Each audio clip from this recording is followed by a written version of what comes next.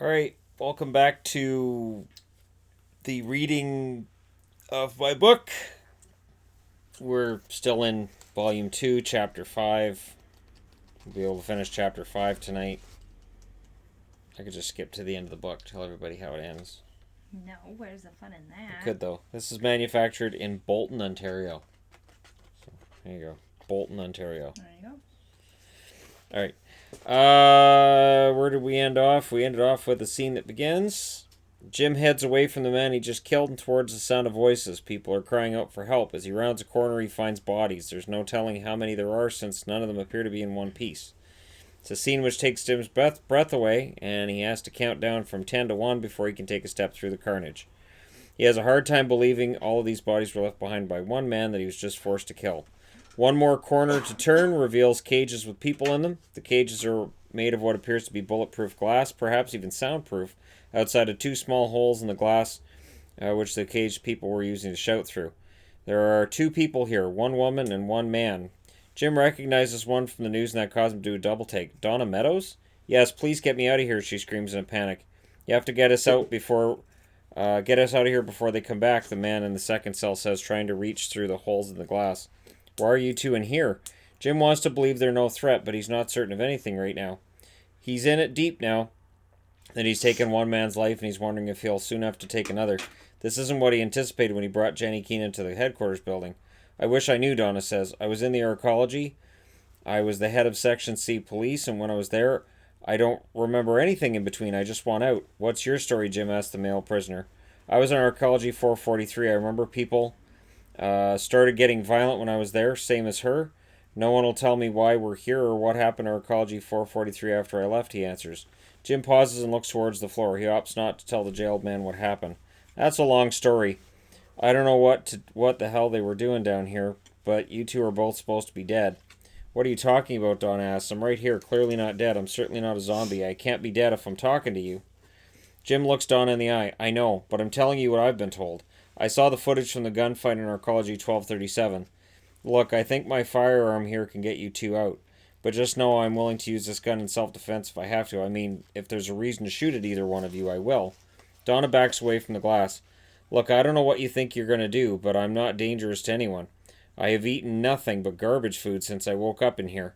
I'm desperately in need of good food and a good night's sleep. Just get me out.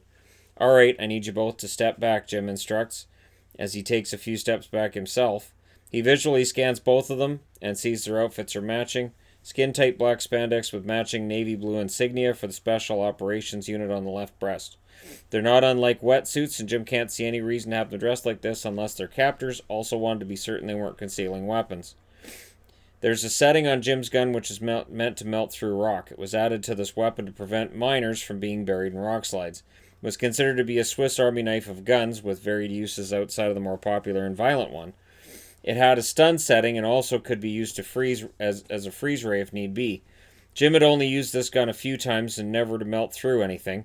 It just didn't come up during his missions for special ops. He wasn't even sure it would work until he pulled the trigger and watched as the glass literally melted away. He melted through Donna's cell first and then through the one which had the male next to her.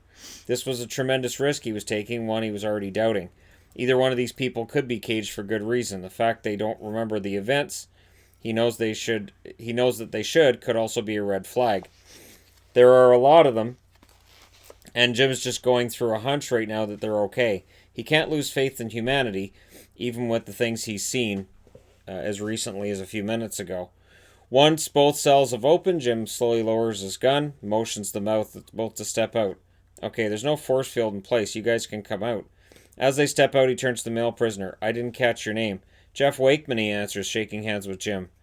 I don't know what they wanted from me here. I work as a physician when I'm not caged up like this. I was actually trying to help people on 443 and wound up here. Are you going to tell me what happened? Jim nods. We'll talk about that in a bit. First we have to find Blair Drake, he says, and he heads for a stairwell behind the now melted cells. The door into the stairwell is blood-stained with handprints, and the door itself appears to have been pried open. That's where they went, Donna says, grabbing Jim by the arm and stopping him. They killed them all. We saw it. Craziest stuff I've ever seen. It'll haunt my nightmares until the day I die. Her voice trails off and she looks at Jim. Again? Jim nods. Look, I took one out before I met up with you two. It'll be okay. I'm a good shot and I can do whatever it takes to protect the two of you as well as myself. We Webster boys are resourceful. Donna and Jeff slowly turn and look at one another. Webster, Jeff says, and Donna nods. Jeff looks him in the eye. You're on Blair's hit list, kid. Good, he's on mine too, Jim says as he leads them up the stairwell, heading up to visit Blair Drake. And that's the end of the book. It's an odd place to end the book. That would be an odd place to end. It's just a strange, odd, arbitrary spot where I went, that's enough. I'm done. I've had enough. I'm done. Blair can almost hear his heart racing as he reaches out for the doorknob. Old-fashioned doors have always felt more secure to Blair than the new variety.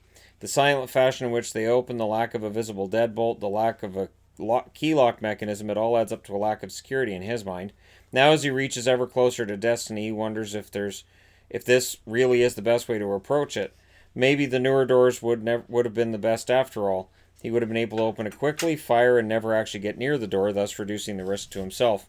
He expects to find two mutated creatures from below when the doors open. Instead, as he opens it quickly, he finds two doctors there. Both of them look scared. Their eyes are wide, and they're both staring at the palms of their hands, which are covered in blood. Dr. Wynne and Price, what happened down there? What happened to your coded entry? You didn't need to wait there for me, he says, trying to be pleasant, distract them from the fact his gun's still raised.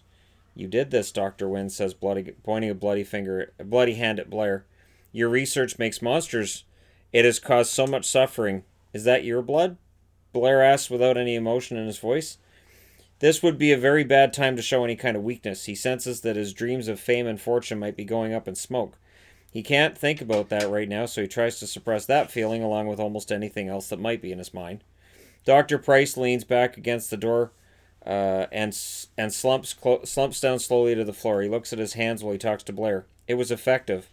I've seen things. We've all seen things. Now we know why men strangled themselves in the New Orleans and Winnipeg arcologies. Now we know why there was so much pain and violence. There's no natural defense in us, Dr. Wynne says as he looks towards Price. See, I'm an old man. I've been a doctor for 50 years, and I'm a good man, Blair. I've saved so many lives along the way. All that is over now. The infection of my DNA has made me bad. Don't you see?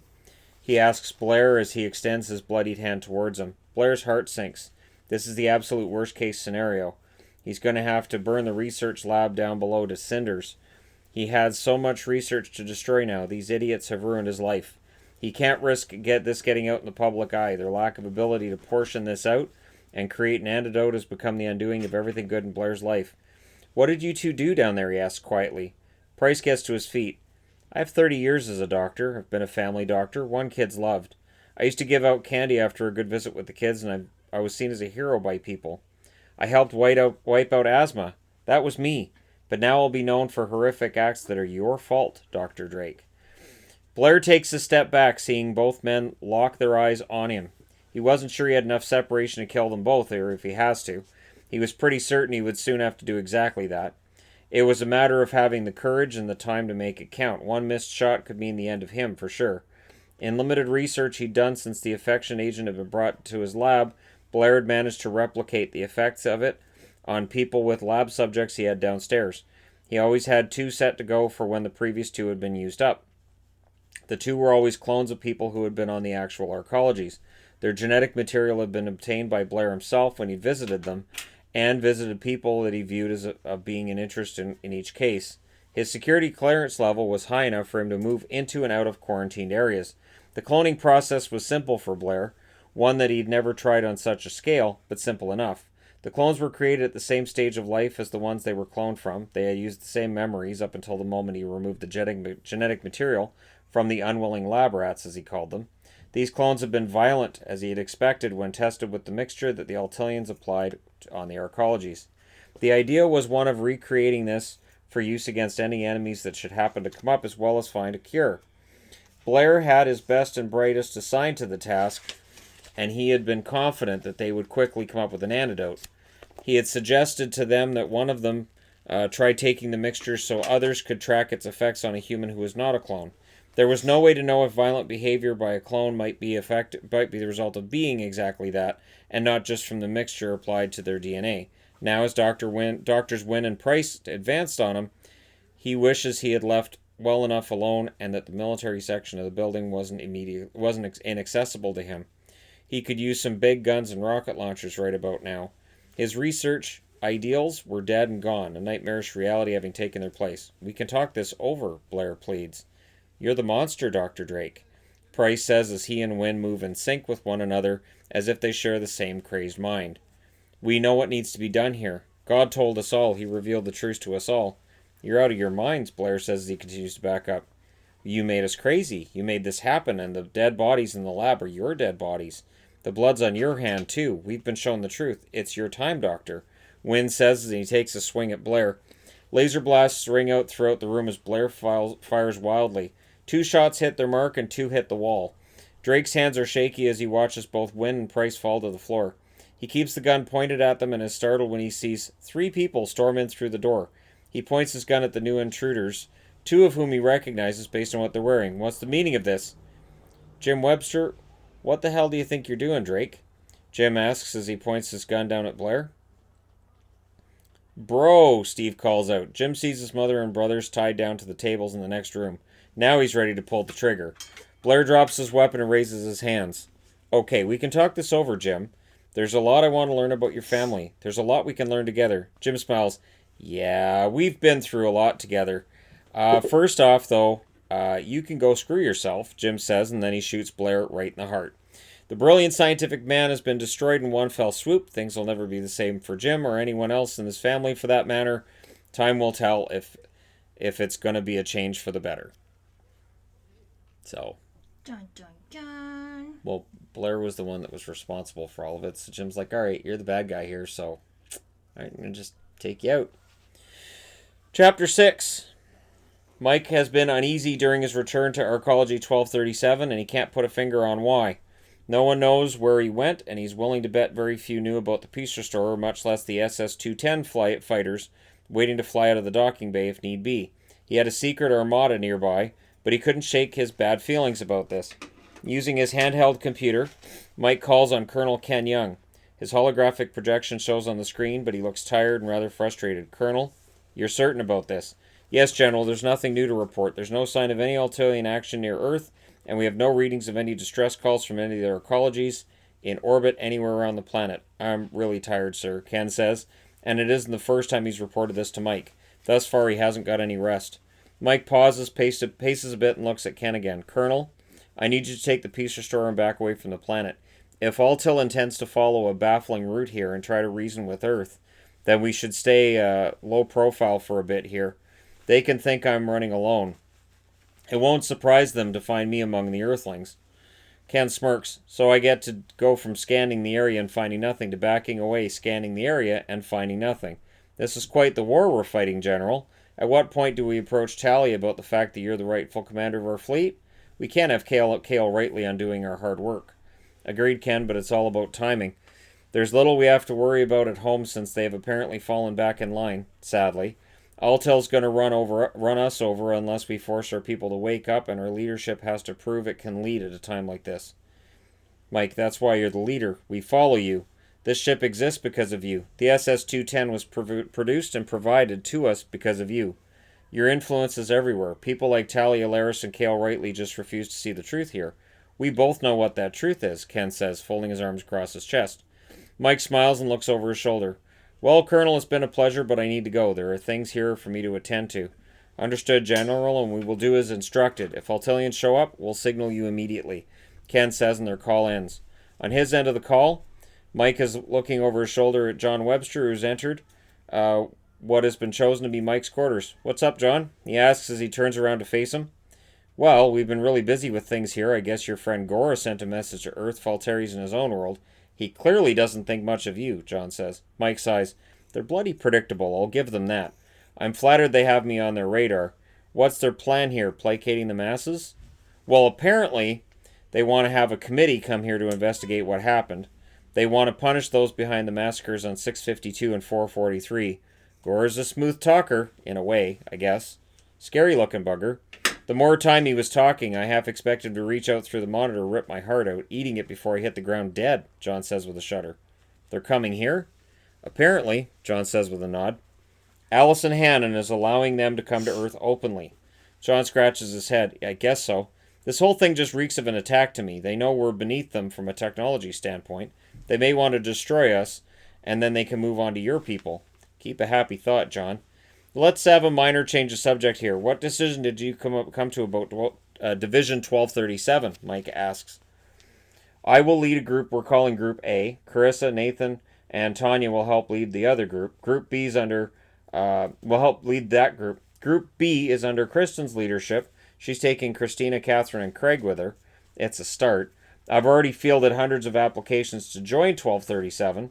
I really think we can build quite the force from this point forward. I know Special Ops won't like it, but they can KMA. This is a good thing we're doing here. Something that could very well make the difference between Earth being able to defend itself and Earth being destroyed, John explains. Mike smiles. You guys are going to be fine. He then heads out of the room with John in tow. He finds Carissa waiting for him just outside the door. Stalking me, are you? Well, we appreciate the weapons designs you gave us, but no one can figure them out, Carissa says with a shrug. Mike nods. Tanya can. I've been working with her for a while, and she was using tools of the trade from my world without even being aware of it. I kept telling her I had special ops weapons which were in development. She bought it and got trained on those things. Just show her the designs and she'll help you put the whole thing together. Yeah, okay, I'll talk to her, Carissa says and heads off towards the elevator. Mike and John look at one another as they make their way around level 53, the level they're using for their quarters and base of operations. Though this level was the site of the majority of the violence on this arcology, it's just the best level to use at this point. It's active with various men and women reporting damages and arming the station for possible combat. Mike, honestly, can an arcology repel an Altilian attack? John, the Altilian forces are vicious and act without thought. They shoot everything in sight, and they're arrogant on a level you haven't seen. That's why they lost the battle here, and that's why this place can challenge them. Now, we need to talk to Addison and keep those guys away from our arcology, he says as he enters the boardroom, which Charles Woods used to hold meetings mere days ago. It's been painted a sky blue color, and the chairs have been replaced with black leather ones in place of the white ones that have been here before. Looks great in here, John says as he looks around at the changes that have been made. Nice to see we're going further here than just with the armament. A complete overhaul is a great idea. Mike presses a few buttons on the table and calls Allison Hannon. This normally would be unthinkable without first going through her secretary. She seems surprised to see him as she stands before him, her 3D hologram, with her hair wet and wrapped in a towel. This had better be an emergency, she says flatly. Always lovely to see you, Miss Hannon. Mike says as he sits down, he's remarkably comfortable with one of the most powerful people on this planet already. Seriously, I expect an emergency here, she repeats. Mike then explains. So I hear we have visitors coming and I'm apparently not invited. This is odd since apparently they're planning to come here. She runs her fingers through her hair, looking unimpressed already. Look, I was not there long ago. I shook hands with Division 1237 and put my support behind those troops. Do you really think I'm going to roll out the welcome mat to Gore and his goon squad? I'm certainly not going to tell them to go to hell either. That gives them a reason to attack. Well, don't get caught playing a game of chicken with them, Allison. They'll still strike. If we force the issue, we may just manage to sneak one out. So if you don't plan to actually bring them to Arcology 1237, where are you taking them? Mike asks. Allison laughs. I actually managed to find an Arcology with the exact same design. Even changed this number to 1237 when he made a little speech. His speech actually swayed public opinion a bit, but I'm not flinching. The invaders on 1237 were organized, ruthless, and definitely working for the government. There was no terrorist nature to their appearance or behavior. Okay, I admit you're smarter than I was giving you credit for. Can we have the coordinates for this meeting? Mike asks. Allison pauses and looks confused with the question. What for? John steps forward for the answer. I'll tell you something. I've stared into the soulless eyes of these things. If you want to know what for, they'll see it in your eyes, and then we're all screwed. Just know we're asking for this information because we're on the right side here. I gotta be crazy to pass this on, she replies, keying in the coordinates for the arcology to John and Mike. Do the right thing here. I'm showing tremendous faith in you. All the planet is riding on your efforts. So she ends the call there. John nods towards Mike. What's the plan? We watch and wait, John. They'll make a fatal mistake. All we have to do is wait for it.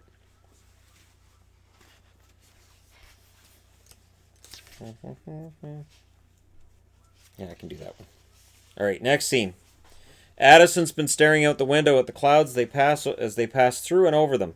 He's in no real hurry here. Chelsea Bellows is at his side. He doesn't know what's going to happen from here. He knows that there's a good chance he doesn't remember what might have happened to bring John Webster into the world, but he has to have played a role. There has been total silence between he and Chelsea the entire flight, though Addison has insisted on helming the flight controls before agreeing to make the trip to Los Angeles. He really didn't want to go to Earth's capital like this, especially with a powerful man's daughter at his side. He just knew he wasn't going to get rid of her, and that was upsetting. This is a mess, and it's a result of his reckless lifestyle coming back to bite him in the backside. We're almost there. You should be able to land on the headquarters building, Chelsea says to break the silence. Addison sighs. I get it. Your father's Dave Bellows, resident idiot, and the man running the special operations unit. I'm not impressed with this kind of thing. I just wanted a normal life. She shakes her head. That's not going to happen now, not with the life you've led. No matter how many women you bed, no matter how many times you move, you will still be the man who survived a terrible massacre on a different world. That's not something you can ever escape, Addison. If your life is not normal, or if your life is so normal, how is it you've blacked out so much of last night? Meaning what? He asks in a defensive tone as he can manage. Chelsea laughs and looks out the window while shaking her head. I work at your club and you don't recognize me. I buy you a drink and you don't remember. I came back to your place, sleep in your bed, and you don't remember if we slept together. He scowls. Okay, so what's going on here? She wags a finger in his face. Listen, language, Mr. Marks. You see, I'm a smart woman. I read up on some guy who was being tracked by special operations, and I looked into the trail and where it leads. Dad was never big on me being a member of his team, so I was fighting him tooth and nail on this one. I had to go undercover and let the whole self-respect thing go in order to get the story I wanted. You're the story I wanted. I had to work 6 months at that club to get close enough to get you drunk and get you back to your place. It's well known you black out when you drink tequila, so I made sure you had a few of those. Call it what you will, but I refer to it as a success. Addison looks at her, shocked by what she just told him. That's insane. I've wanted to be left alone. I didn't want anything to do with any of this, so you're admitting you've been stalking me, and that's what brought me here. You're handing me to your father as a way of getting his approval? This is really messed up. You know that, right? See? Now you're still not getting it. You're not from this planet. You came here ages ago and you were hiding from the same threat that this world faces right now. It's up to you to help put some things together here, Chelsea says, patting him on the back, while Los Angeles comes into view and the special operations building sticks out like a sore thumb. You're going to mother me through landing this damn thing too, Addison says while darting a cold glare in her direction. He has half a mind to eject her from the shuttle. It's an elaborate kidnapping done for her father's approval. He's a pawn. The sole survivor in an entire world, and he's a pawn. It just sickens him. No, just land there, she says, pointing at the roof as they approach. Doesn't look like there's much room with 2 other shuttles there already, he says, pointing to a roof that doesn't have enough room left to accommodate his craft. And that's the end of that scene. So, there you go. And I only edited out 3 F-bombs in that section of the book. So apparently I got them out of the first part. I don't know how I didn't get them out of the second part. Again, it was because I was trying to family-friendly the whole thing. Sort of like what I did with the hockey channel at one point, too. Where I go, yeah, no, that's enough of that. Got to get that out of there. And yeah, so we'll see if they all end up dead or not. But we're right around the midway mark of the entire book. So there you go. Yeah, so that was fun. Another Saturday night where should be watching hockey, but we don't have hockey anymore. It's gone. I don't know when it comes back or how it comes back, or if you read the internet, if it comes back, depending on who you read it from. It's not how the world It's just works. it's gone forever. That's it. It's done.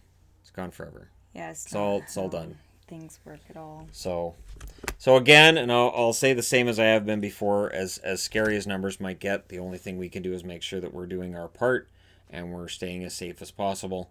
And there you go. You guys are all caught up on the book for tonight. Hope that's being helpful to people. I really don't know. And then for new people from the hockey channel, helpful for me. For new people from the hockey channel, yeah, every day basically we do these, as long as Yvonne and I have the time. Then we do this. There's been a few days that we haven't been able to, but like Friday. Yeah. That all because you weren't here. So Well, that was a Thursday this week because of the holiday. okay, so it felt like a Friday. It did 'Cause, feel like yeah. a Friday. All right, so yeah, days don't matter anymore. Calendars don't matter. True. We're in a whole different universe now. I had somebody tell me happy long weekend. I'm like, what? Long weekend? This is all one long weekend. I don't no take a such day off, thing- so it doesn't matter to There's me. no such thing as long weekends Nope. now. Nope, those are gone. Not a thing. It kind of disappeared. Those are gone. So, anyways, yeah, I want to just thank you guys for your continued support of this channel. It has helped a lot. A channel that, you know, there were months where it didn't reach the payment threshold. You have to make $100 on a YouTube channel in a month to reach a payment threshold. I'm not telling stories people don't already know. I'm not telling insider secrets. Just if you don't reach that $100, you don't get paid out. This channel now is consistently above that. So thanks for tuning in. I will continue to provide content daily. I'm enjoying the news of the days that I do on this channel. They're actually a lot of fun because it's just whatever. It's like whatever isn't hockey, I can just throw it into the news of the day on here. It's really kind of fun. A lot of people at our neighbor's house. Yeah. It was getting really loud during that video, and there are cars that don't belong there, and that's another car that's pulled up and people going to their house. Yeah. They are... Yeah, there's a lot of people. Yeah. It's not looking like they're in self-isolation so well. Hope. So if you guys are dealing with people that aren't following the guidelines, we see that too. So, and there's some stores locally that aren't enforcing it very well either. So that's why I won't go to stores. I won't do it. True story. So, like I said, stay safe. Do your best, and we'll get through this as best we can. And the online community that I've been very proud of on the hockey channel that has grown on now it's on 2 channels. I look forward to the day when we get through this and I can start having meetups again. I can start meeting subscribers. We can start doing the travel thing again, but it's going to have to be a ways down the road. But between now and then, I'll be doing videos for you fine people. So thanks again for all your support. It helps us. It helps to afford Yvonne fabric money here and there. Well, not really right now. No, not right now. But eventually you're going to need fabric. I am using so much of my fabric. I know, eventually you're going to need so fabric. So much. Oh my gosh, I've used so much fabric. So there's that. So much fabric. And now there's Surrey Hospital, which is a lot of The nurses are people. really happy with it, though. Yes, and that helps. That definitely helps. They really like the caps. So the fact that it is helping people, it definitely helps on this end, and I know it helps give her the energy to do more, because there's days where I feel like I'm doing something. Yeah, that there's an accomplishment there. Some good. Shadow, you don't need to bother her. The nurses posted a picture of, well, lots of pictures of them wearing the caps, and somebody said something about good job on doing what you're doing or whatever. And I put a little meme, remember from Robots? See a need, fill a need. Because that's what I keep thinking of on Robots. The see a need, fill a need. So I posted that. You're definitely filling a need. So I'm very proud of you for that, and we'll figure out a way through this. So, all right, thanks again for watching, for taking time out of your evening to listen to me read a book, and I will continue to do so. And it's definitely got me thinking about writing again. So, I guess I have the lockdown to thank for maybe getting some of the creative side of things going again. And then I'll figure out as I'm writing it, I'm thinking about writing it and then doing videos where I'm talking about the writing process and where I'm going with it, and then kind of going for some feedback on it too. I think that might be kind of fun with this book as a guide, and then I can kind of go through it again. But again, that's for another time. Thanks again for everything. I will talk to you guys very soon.